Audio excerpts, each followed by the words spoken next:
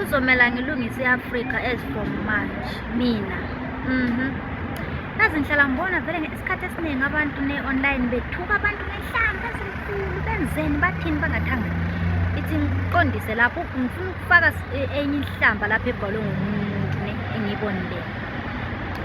Ngifuna uqondisa ngithi mina umuntu mawumthuka ngezitho zakhe, umthuka ngezitho zabazali bakhe. Ucabanga ukuthi kuzomzisa ubuhlungu lokho yana gula impela abe namahloni. For what? Ngoba umuntu izitho zakhe musi noma wona uhamba ugqoka impahla lapha siyakubona siyakwazi ukuthi unezitho ozivale ngezigqoko zakho. Akulanto entsha, akulanto elihlazo, izitho zethu saziphiwa uNkulunkulu, izitho zabazali bethu abaziphiwa uNkulunkulu.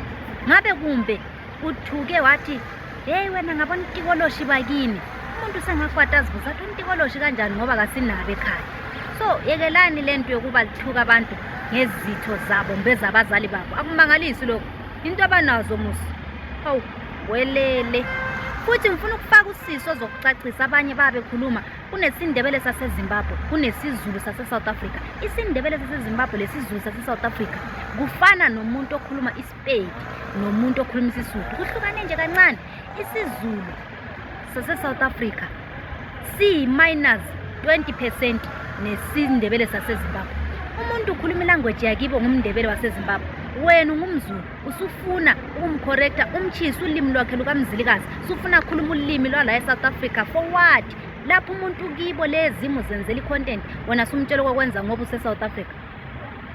Kahle kahle umSouth Africa mpela because abantu abaningi abenza njalo omama bonga aba-South Africans, obaba ngabaphandle. Abantu bakhona ukuphapha nokuswela ubuntu, especially umuntu oyindoda. Uyabuya indoda enjani mawuyabhala izinkalata zenhlamba kusho kubonakala ukuthi uziphilela wedwa, uyabamba nje kwezothando awuhlaleki ngoba ngifuna ukufaka usisi futhi ozokucacisa lokho ngoba yena ngwala eSouth Africa ne.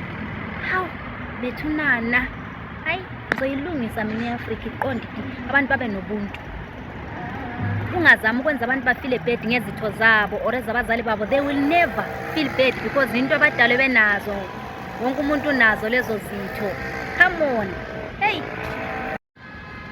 at the end of the day uthi mina ngiyindoda nye welele. Yena unkosikazi wakho nxa eke wabona ubhala into enje ukuthatha kanjani ubuntu bakho? Anti uyabona izo impawu zokuthi vela unaye. Ayi ithi ngifake ivideo yalo sisa ukuthi fahla mhlawumbe nawe ungaba ngumuntu kusasa. Lo muntu asekhaya yazi kwesinye isikhathi nathanda ukuyifaka nala kungamelanga nifake khona. This other lady commented, saze samnandi isindebele. Azange azamention ukuthi isindebele sakuphi. Uyaqhamuka wena. Umuntu owazi wonke matsibatsohle uzothi hayi ngeke asikho isindebele sinje eSouth Africa. Who spoke about South Africa? Ubani okhuluma ngeSouth Africa? At your age when awazi ukuthi kunesindebele sinjalo eZimbabwe. That is the language they call isiNdebele. They are not even faking isiZulu. It's their language.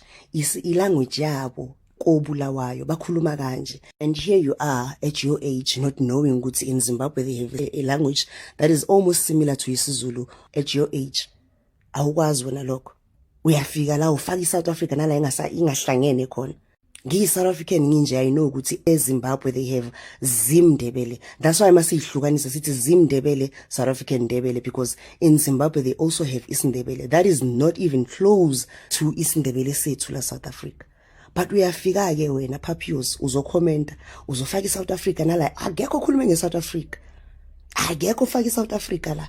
Uyafika wena uzokhuluma ngeSouth Africa. Ubani okhuluma ngeSouth Africa? Ubani?